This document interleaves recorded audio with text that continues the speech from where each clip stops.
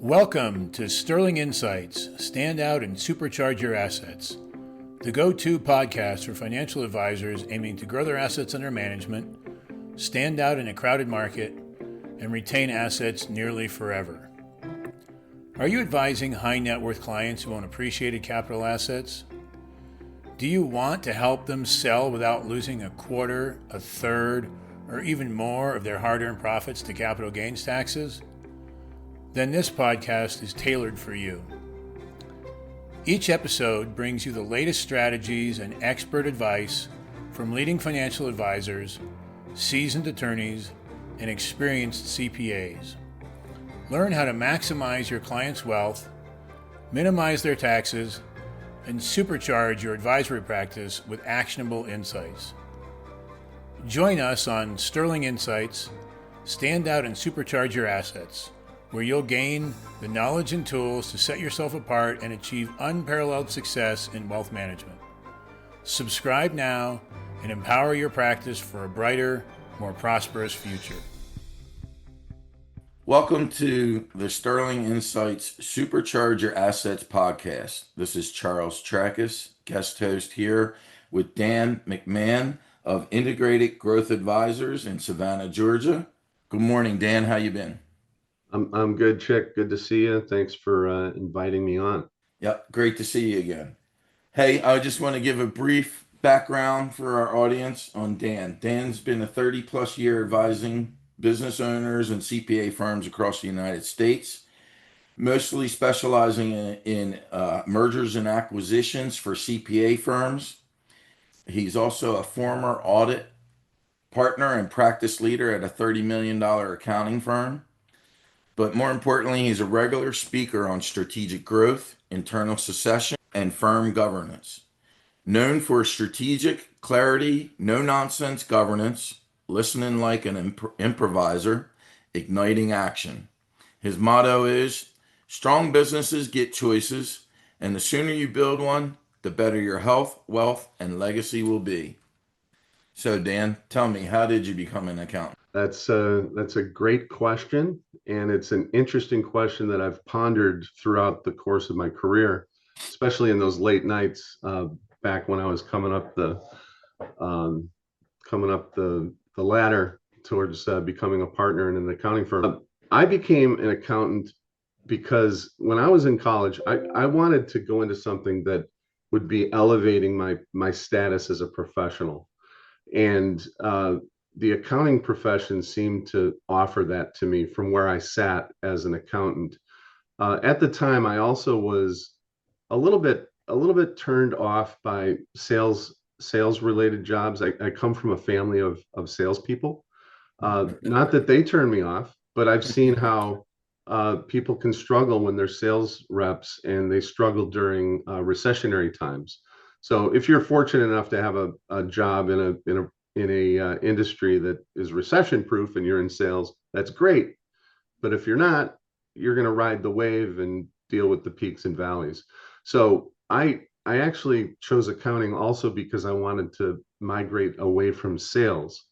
And ultimately what happened was I became an accountant, became a CPA, rose the ranks of public accounting, and eventually, as you mentioned in the intro, I became a partner in an accounting firm in New England, 30 million revenues. And the irony of all of this, the irony is that I became the responsible partner in charge of sales and marketing for our firm. So I tried to run away from it, but I ended up back there anyway.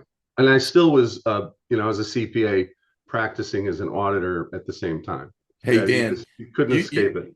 Yeah, exactly. You could have used, this expertise in multiple ways, but how did you arrive at what you were doing? Well, I worked very hard in my public accounting career. I was in public accounting for about 20 years. 14 years ago, my firm was acquired by an international firm. And at the time, I was so embedded in our sales and marketing process, and I didn't have a full book of business as an audit partner. So I had a lot of different paths or avenues I might have taken And I decided I was going to take everything that I learned from having the leadership position, being in charge of sales and marketing in a $30 million firm. We had 28 partners. I mean, that was a leadership position where I was responsible for herding cats on the subjects of sales and marketing, accountants nonetheless. So I decided I'm gonna parlay all of that experience and everything that I learned in that leadership position, and also the fact that I was a CPA and understood the language of business. I decided I'm going to take all of that, and I founded Integrated Growth Advisors on December 1st of 2011. So I'm coming up on 14 years of doing this. It was pretty tough at the beginning because I was redefining myself from being a CPA to being somebody who focuses on helping business owners and CPA firms in particular grow more valuable firms and ready them for an eventual transition. So I had this big amount of experience that I was able to pick and choose the things that I did the best, that I enjoyed doing, and that's how I got started doing what I do today. That sounds very important. What does that what does it all mean to you right now? Uh, well, what it means to me is that I get to help people do things that are true to my purpose. My purpose on this earth, I've gone through a process of figuring this out. My purpose on this earth is to serve others.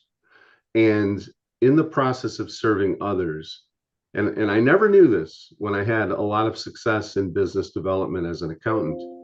Uh, my my purpose in serving others uh, was always about helping other people find success.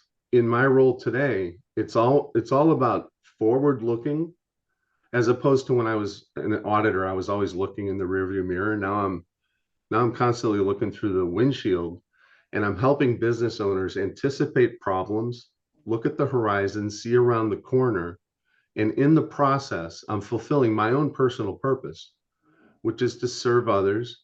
And in my words, it's to help my clients find success. So that's what's really important to me in my particular role today. Yeah, it sounds like you're being very proactive instead of reactive. You're not on the audit and compliance side. You're more on the, like you said, how can we make this better? What value can I bring to them? What can we do now so it's better in the future for them? Very good. Who is your ideal client? Well, we work with a variety of different types of clients. Our business is made up of three pillars. One, right down the center of the plate, is my management consulting practice. Then we also offer executive recruiting, and we offer mergers and acquisitions um, services for CPA firms only. So an ideal client for me is a lower middle market company, or in particular, a CPA firm that's owner operated, privately held, and is looking to address issues with succession. They want to make sure that their team is ready for the next generation of leaders are ready to take over. In an accounting firm, the next generation of leaders are also the next generation of owners. So if you can accomplish an internal transition that's cleaner, and you already have your buyers right there in house. You don't have to go through any due diligence. They don't distrust you. It's really a great scenario. So ideally, I'd like to be working with an accounting firm, helping their leaders rise to the next level, and at the leadership level, helping them with their internal governance, which can also be phrased as alignment and accountability, Okay. making sure that people throughout the organization are aligned with what the ownership group wants, and there's an accountability measurement inside the firm. So I love to do that kind of work. That's ideal for me. Yeah, you just kind of took my next question off the tip of my tongue. I was going to say, what are the common issues you help them with? You know, but more, how about some common misconceptions? Misconceptions about growth. Succession planning. Yeah, Let's stay on that with the CPAs. Yep. Yeah, and I think we probably share some experiences that might be aligned here. I'm not going to speak for you, Chick, but I think the biggest misconception is that I'll just get to it later. I'll get to it when it comes time to deal with it. We'll cross that bridge when we get to it. And the reality is, for anybody, and it's really ironic when I'm dealing with CPAs who own a CPA firm, and they have that posture because they know better. They're advising their clients on the same exact thing. So the reality is, you want to be able to start with a sufficient amount of time to ensure that your ducks are in a row, that you've evaluated whether or not you have the talent in-house to transition in-house. If you need to be readied for sale, that doesn't happen overnight. So the biggest misconception in any business owner on the smaller end of the lower middle market is that I'll get to it tomorrow, or we'll cross that bridge when we arrive at it. What does a succession as a process really look like in practice? That's a really good question. Because I look at almost anything that I do with my clients, I try to get them to approach things as a process as opposed to an event. If something's an event, it's kind of like your golf swing in a way. This might be a strange analogy, but your golf swing requires that you have a really good backswing that's sound. And then when you swing through the ball, you don't just stop at the ball, you have to follow through. So a golf swing's a process. The event is hitting the golf ball. So when you're dealing with anything you're trying to set out to accomplish as a business owner, you need to not just look at it as an event, not just stop right when on paper you got it right. You have to have a follow through. You've got to have a plan, and you've got to be looking through that windshield at what what might transpire as a result of the event. So I'm really big on that from a process perspective. I think it's important to look at everything that a business owner does to try and view it as a process. Great answer. Leading right into that, why do so many firms struggle? I mean, even in my experience, I come across them and they can't implement for these strategies that they plan or the plan that you provide them. Why do they struggle to implement them? I think many business owners, especially accounting firm owners, partners in accounting firms, myself, I'm an owner of a business, you're an owner of a business. We suffer from the tyranny of the now. Like what's hitting us right now? So it's real difficult to shake free from that and take steps forward to get moving.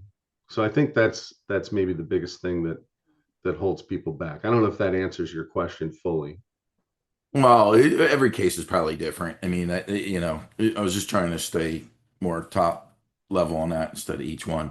But earlier you did say that you help CPAs, especially privately held firms. So how does strong governance change the game for privately held firms? I appreciate how you phrase that question, change the game, because I've committed a good part of my career. When I was a CPA, I was heavily involved in understanding governance of public companies and understanding the importance of the tone at the top, the tip of the sword.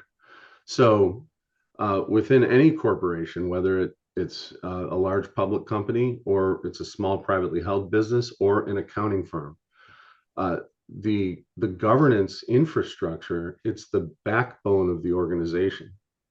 And the way we look at it is, we call ourselves integrated growth advisors. Growth advisors come in a lot of different shapes and sizes. Our shape and size is that we're all about structure, building the structure so that you have the foundation to be able to achieve sustained growth from. You don't have that foundation without a strong governance process in place. And governance is a process. It's not board meeting minutes once a month. That would be an event.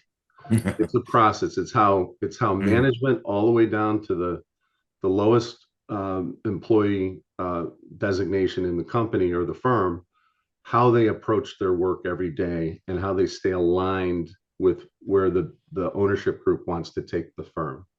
Right. So that process is implemented. It's a plan. And if the owner and the vice president both happen to get taken out by a bus today, everybody else can follow the plan. That's right. It's cultural. It becomes a process.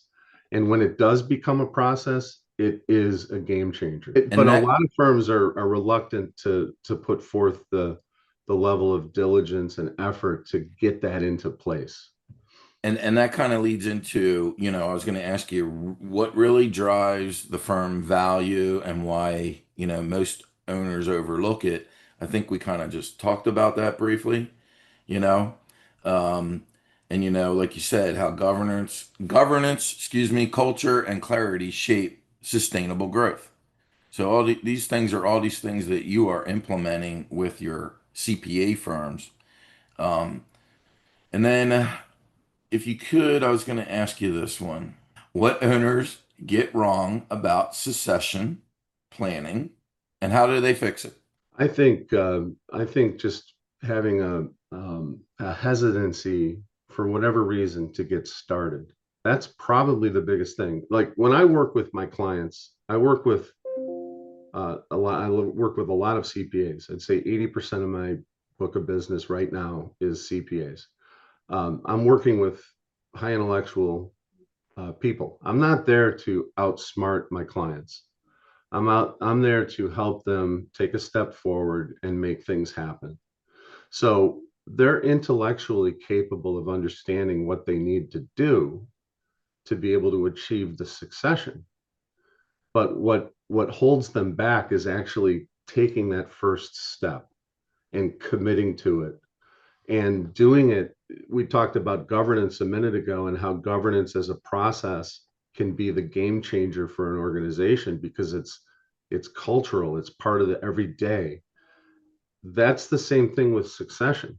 Succession can align with that governance process because that aligns with the purpose of the organization and what to do about the next generation of leaders.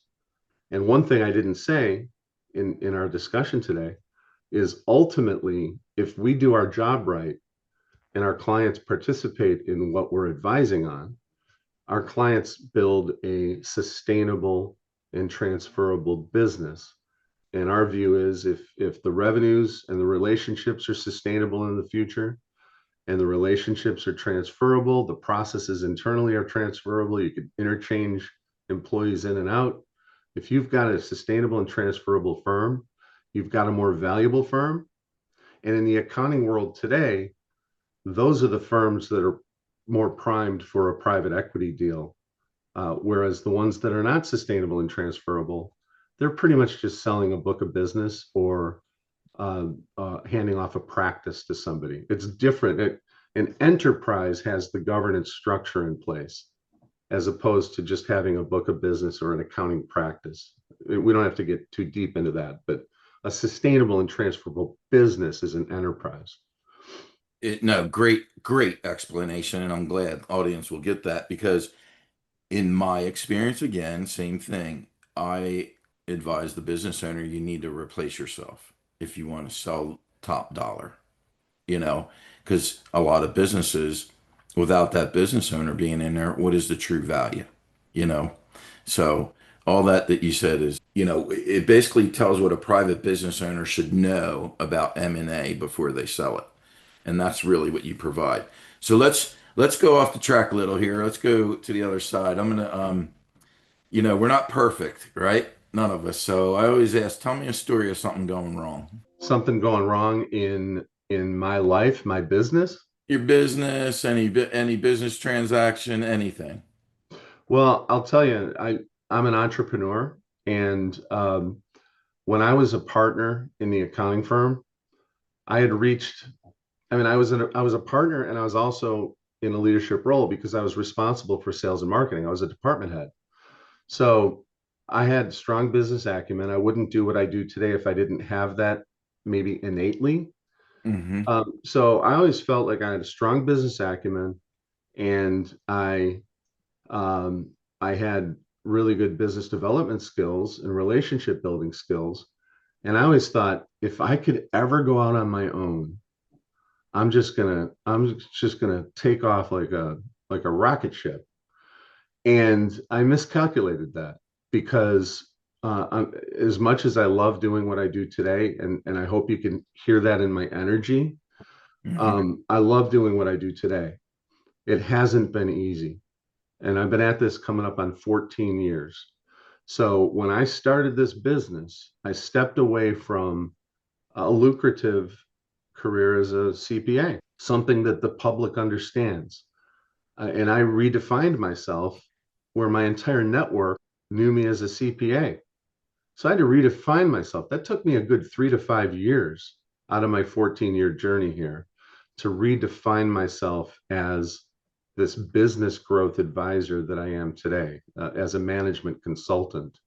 So I would say, I miscalculated that one. I thought I would just step right onto the other treadmill and I would show the world what I was supposed to be. And it wasn't that easy. And, each year I get more and more on top of my game.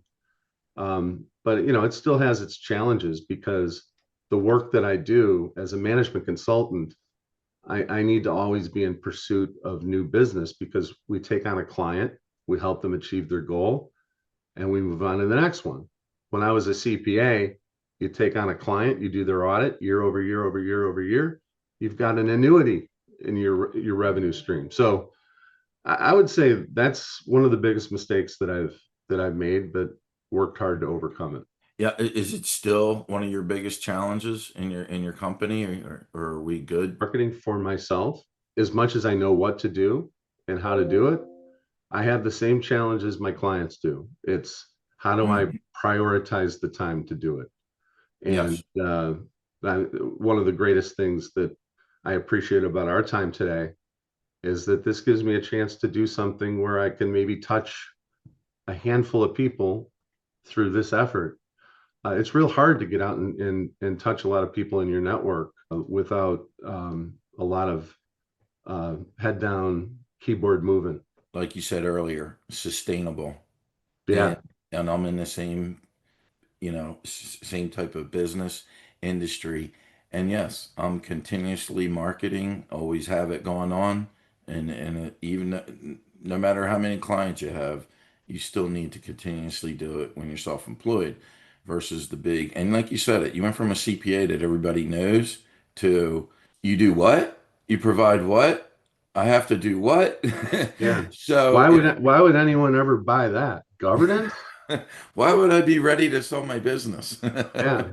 I'm a business owner because I want to do whatever I want to do. I don't want governance.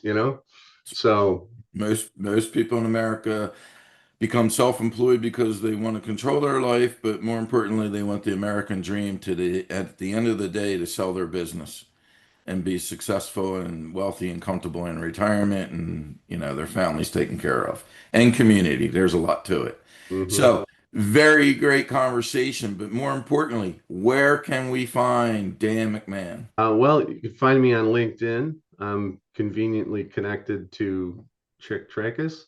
And our website is www.integratedgrowthadvisors.com. Probably the best place to find me is there. And there's a mechanism there to be able to reach out to us. Great, Dan. It has been great having you on here. I want to thank you, everyone, for watching or listening to the Sterling Assets. Thank you for listening to another episode of Sterling Insights. Stand out and supercharge your assets, where we provide the info you need from successful leading financial advisors, lawyers, and CPAs. Your hosts, Roger and Catherine Silk, invite you to learn more about Sterling Foundation Management by visiting sterlingfoundations.com.